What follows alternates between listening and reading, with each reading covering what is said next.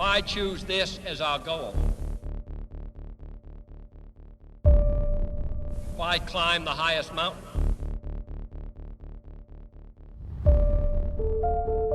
Not because they are easy,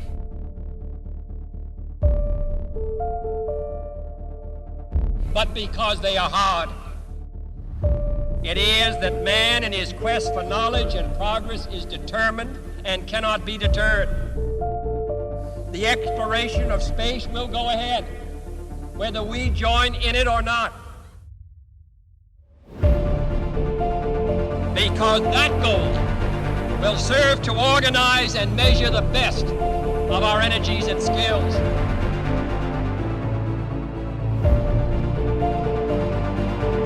Because that challenge is one that we're willing to accept, one we are unwilling to postpone,